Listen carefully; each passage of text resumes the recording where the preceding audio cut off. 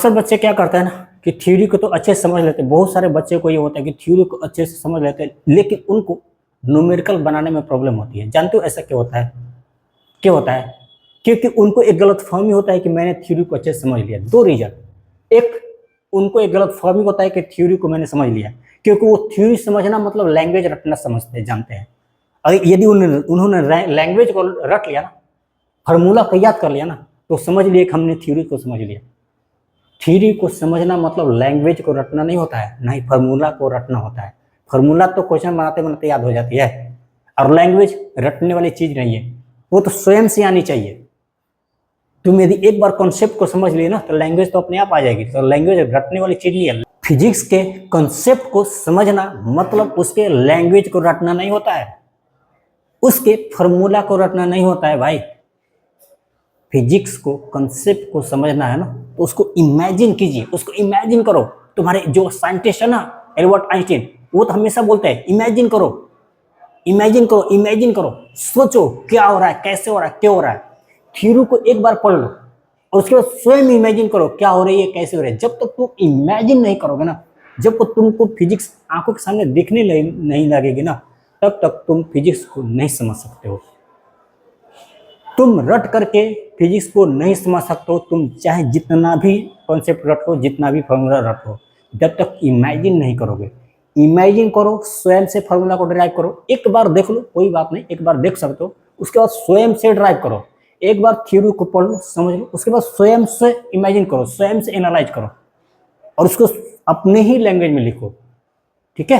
तो उन बच्चों को प्रॉब्लम बनाने में प्रॉब्लम होती है, न्यूमेरिकल्स बनाने में उन बच्चों को प्रॉब्लम होती है जो बच्चे या तो थ्योरी को रट लेते हैं, ठीक है, या फिर थ्योरी को तो अच्छे से समझ लेते हैं लेकिन न्यूमेरिकल का प्रैक्टिस नहीं करते हैं। किसी भी कारणवश वो प्रैक्टिस नहीं करते, चाहे वो न्यूमेरिकल का देख करके सुन करके डर जाता है, या फिर आलसी लेजी, किसी भी कारण से, तो वो बच्चे भी, उनको भी कठिनाई आ सकती है।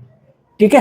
तो डरना नहीं है, आगे बढ़ना है, न्यूमेरिकल्स बनाना है। देखो देखो देखो, हीरो वो नहीं होते हैं जो पूरा एकदम स्मार्ट लगते हैं, पूरा अच्छे से स्टाइल में बाल है उनके, फिर अच्छे से कपड़े हैं, हीरो गिरी जा रहे हैं, अच्छे से बाइक पर, कार पर घूम रहे हैं, वो हीरो नहीं होते भाई, वो हीरो नहीं होते हैं। हीरो एक गरीब आदमी होता है जिनके वस्त्र फटे हुए हैं, यदि वो अपने काम में तुमसे आगे है, अपने काम में आगे है, अपने काम को ईमानदारी से करता है।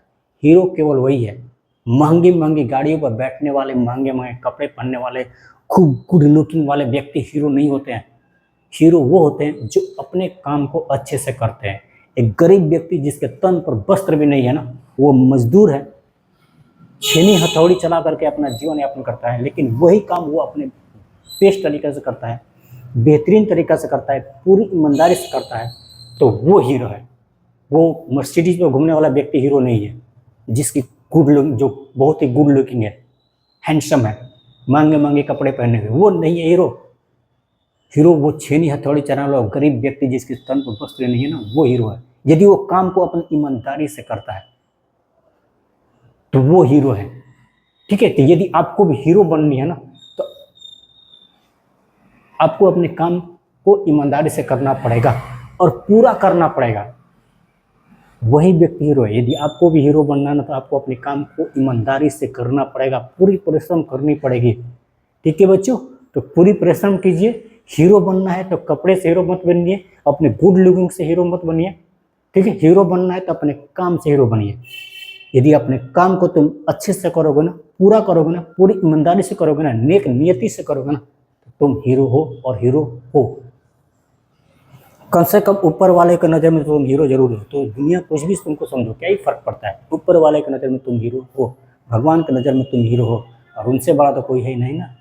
यदि उनके नज़र में आ गया तो इस पूरा दुनिया की नज़र में आ गया भी। ठीक है? तो आपको भी हीरो बननी है ना, तो बनिए, कोई दिक्कत नहीं है। लेकिन हीरो बनने का परिभाषा वो नहीं है महंगे महंगे कपड़े, महंगी महंगी गाड़ियाँ, गुड लुकिंग। हीरो बनने की परिभाषा केवल इतनी है, आप अपने काम को अच्छे से करो, पूरी ईमानदारी से करो, नेक नियति से करो। ठीक है बच्चों? तो पढ़ाई करते रहिए, पूरी परिश्रम कीजिए। मिलेंगे हम नेक्स्ट लेक्चर में। Wish you all the best.